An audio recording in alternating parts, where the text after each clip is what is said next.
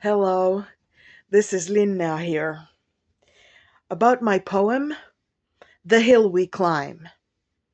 I'm the original origin of it, and I saw the lovely Amanda Gorman do it on that day of the inauguration, for which I made the text as a gift to Biden. Here is my rendition.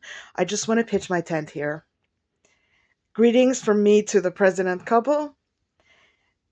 Fire!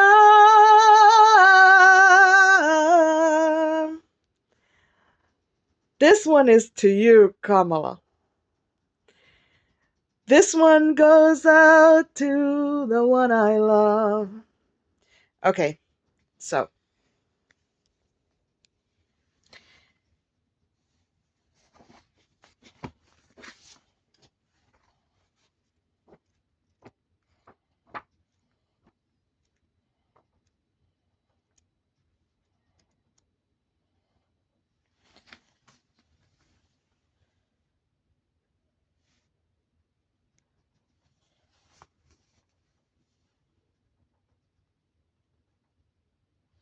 Mr. President and Dr. Biden, Madam Vice President and Mr. Emhoff, Americans and the world. When day comes, we ask ourselves, where can we find light in this never-ending shade? The loss we carry, a sea we must wade. We're braved the belly of the beast. We've learned that quiet isn't always peace, and the norms and notions of what just is isn't always justice. And yet the dawn is ours before we knew it. Somehow we do it. Somehow we've weathered and witnessed a nation that isn't broken but simply unfinished. We, the successors of a country and a time where a skinny black girl, descended from slaves and raised by a single mother, can dream of becoming president, only to find herself residing for one.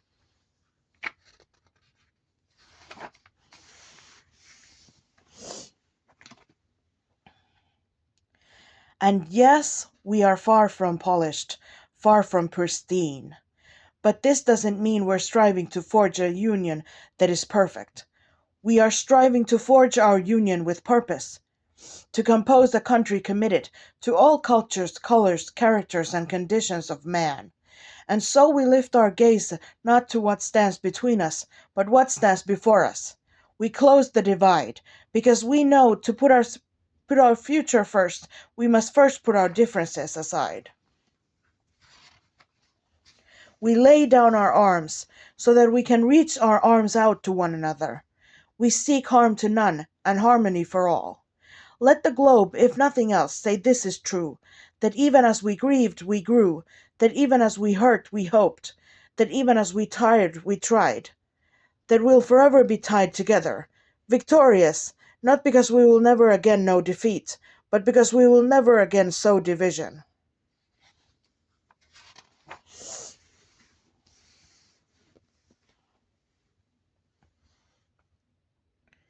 Scripture tells us to envision that everyone shall sit under their own vine and fig tree, and no one shall make them afraid.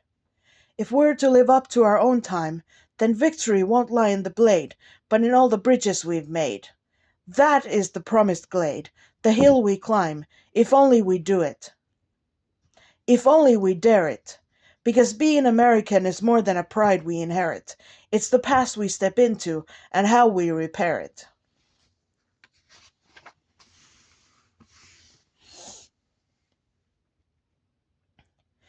We've seen a force that would shatter our nation rather than share it, would destroy our country if it meant delaying democracy, and this effort very nearly succeeded. But while democracy can be periodically delayed, it can never be permanently defeated. In this truth, in this faith we trust, for while we have our eyes on the future, history has its eyes on us. For while we have our eyes on the future, history has its eyes on us.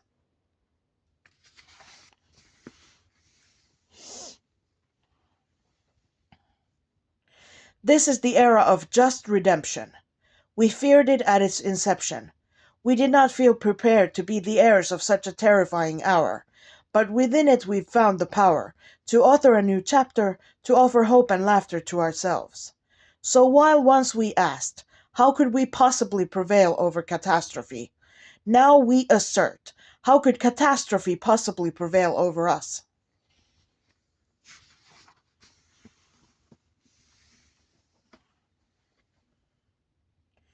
We will not march back to what was, but move to what shall be.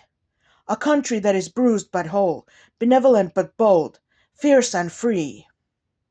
We will not be turned around or interrupted by intimidation, because we know our inaction and inertia will be the inheritance of the next generation. Our blunders become their burdens. But one thing is certain: if we merge mercy with might and might with right, then love becomes our legacy and change our children's birthright.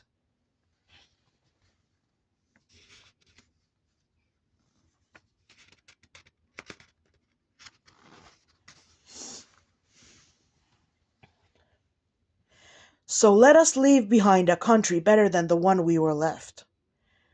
With every breath from our bronze-pounded chests, we will raise this wounded world into a wondrous one. We will rise from the gold-limbed hills of the West.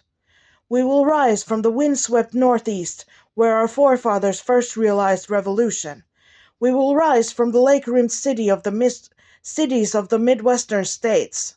We will rise from the sun-baked South. We will rebuild, reconcile, and recover in every known nook of our nation, in every corner called our country. Our people, diverse and dutiful, will emerge, battered but beautiful.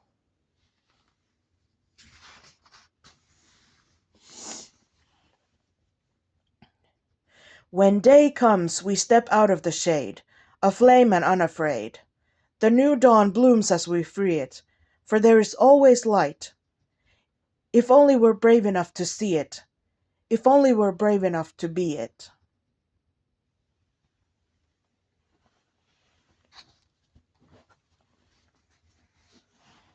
And here is the book I was using.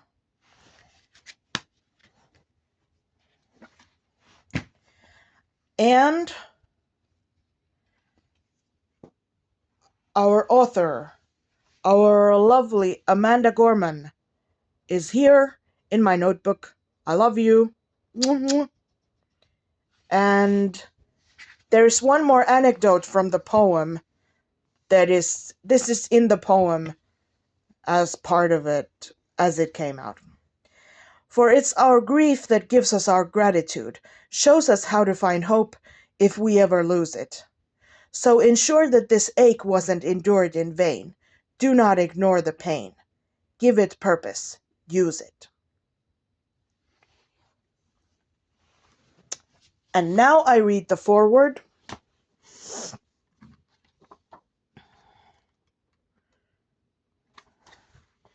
Because I wrote some of this. And yeah, it's just really apt. They don't come very often, these moments of incandescence where the welter of pain and suffering gives way to hope, maybe even joy. Where deep distress that has dogged our souls and shaken our faith, so difficult to articulate and even harder to bear, is transformed into something clear and pure. Where wisdom flows in cadences that sync with the thrum of our blood, the beat of our hearts. Where grace and peace in human form take the measure, seeing where we've been and where we must go, lighting the way with her words. So that was the.